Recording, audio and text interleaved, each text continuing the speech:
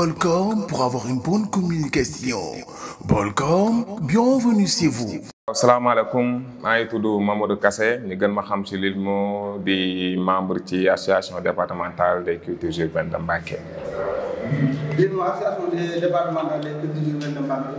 kañ lañ ko créé ak lan moo ko tax a waaw association départementale des cultures urbaines de Mbacké ñu ngi ko créé ci début 2025 bi. 18 janvier lañ ko créé ci 2025 bi donc ñu ko créé fii CEDEPS. donc bii bi li ko tax a jóg mooy que ni ñu nekk ay jeunes nekk ay xale di yëngu ci wàllum culture xam nga comme yi mag comme yi ndaw ñu bokk même objectif benn bëgg-bëgg mooy que ni nan la ñuy def ba game bi jëm ci kanam nan la ñuy def ba ñu ñëpp ñu nekk benn parce que loolu lañ yàggoon di ñaan te yàlla defal nañu ko léegi nii donc loolu moo nekk objectif bi en plus di teg ay projet xam nga tey rek tout récemment tey ñu ngi doon def benn don xam nga ci prison Mbacké bi parce que ñu fi nekk dañ koy soxla quoi qu'on puisse dire te bu loolu jàllee ñu ngi ci dañuy yënguwaat ci yeneen projet yi nga xam ne yu bari yoo xam ne dina touché ci secteur yëpp fii au niveau de Mbacké quoi parce que projet kii bi association bi Mbacké la quoi du question que ne association koñ la wala association benn gox la wala genre boobu mais Mbacké en général la boole tënk quoi. Diourbel am na association Bambey am na. Mbacké lan moo tax mu yéex am association boo xam ne regroupé na artistes yëpp. waaw Mbacké li tax mu yéex mooy que ni peut-être entre guillemets am na peut-être ay association yi daan am mooy que ni mais objectif yi yàlla dafa nekkul benn quoi parce que. ay nit buñ dee ànd xam nga di jiital ay intérêt personnel après affaire yi mënul dem quoi te ñun loolu lañ ñëw pour combattre loolu quoi association boo dee xool loolu bokk na lu ko tax a jóg moo ko ne def lépp luñ mën que ni lépp lu ñuy xeex maanaam day nekk intérêt collectif quoi ñun ñëpp képp ci gis boppam que ce soit muy acteur bi que ce soit muy rappeur bi musicien bi waree ba ku mu mën di doon quoi genre loolu moo tax a jóg association bii nii parce que boo dee xool loolu moo gën a sooxeel mbir yi moo tax aaru Mbacké xaw a dellu ginnaaw quoi qu'on puisse dire parce que bu ñu xoolee ci Diourbel xool ci Bambey ils sont trop en avant par rapport ak ñun te donc mën naa ne benn faute bi ci ñun la parce que ñun ñoo yéex a jóg genre boobu noonu mais instant bi ñu ngi ci xam nga di ci liggéey te ñu ngi ñaan yàlla mu gën a jëm kanam incha allah. lan mooy message bi nga xam ne moom ngay lancé ak culture yi nekk Mbacké yëpp. pour ñu ñëw intégré ci li nga xam ne mooy association. waaw message bi may lancé mooy que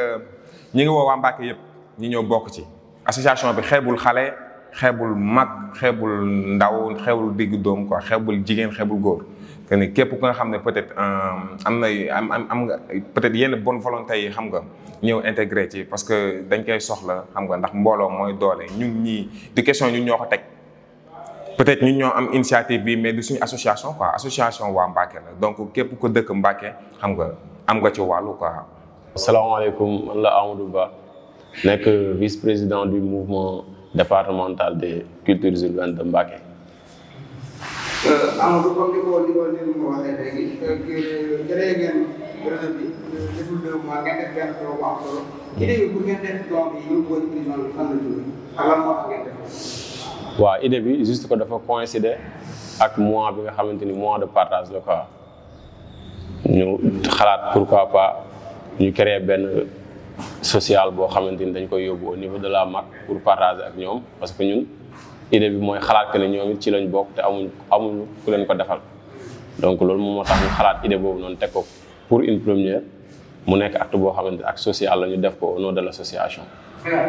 lan mooy nekk projet association bi. waaw ay projet à venir parce que instant yi nii dañu nekk ci benn schéma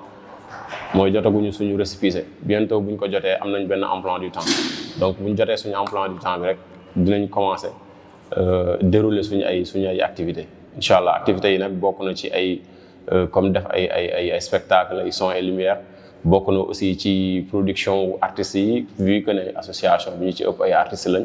xool aussi naka lañ leen di valoriser ak naka la ñuy fexee ba jaay suñu culture Mbacké au niveau ministère de la culture. bokk na ci emploi du temps bi bientôt dinañ ko dugal ay panel de formation on va faire des ateliers on va faire aussi comme j'ai dit tantôt jéem a xool naka la ñuy xoolee artistes yi nga xam ne ñu ngi nekk ci biir association bi ñu xool naka lañ leen di valoriser naka la ñuy fexe ba xamal leen carrément lan mooy art bi naka la ñuy xoolee aussi naka la ñuy bindee ay son naka la ñuy defee ainsi de suite parce que ci biir association bi am na ay managers aussi am na ay producteurs donc loolu yëpp programmé nañ ko ci biir programme bi incha allah. lan mooy le vrai combat parce que nit moom bu ko waxee am na association bi nekkoon mais daawuñu xeex ak yéen artistes yi nga xam ne ñoom ñoo nekk. waaw différence ak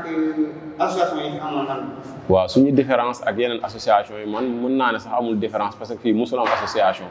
pour dire vrai association yi moo nekk une première ñu teg ko au niveau de Mbacké amoon na réseau des cultures urbaines bu nekkoon fii nii doon exister mais actuellement existé wul donc ñun ñu créer pourquoi pas ñu jéem a créer parce que vu que ne Mbacké am na culture te amul lu représenter culture bi ñu defar mouvement bi ni créer mouvement pour mën a représenter dignement la culture de Mbacké.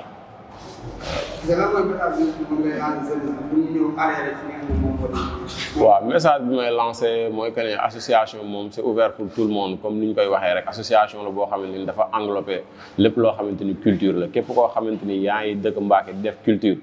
gëm na sa culture mën nga si réussir gëm na sa culture mën na la apporter dara ñëwal nga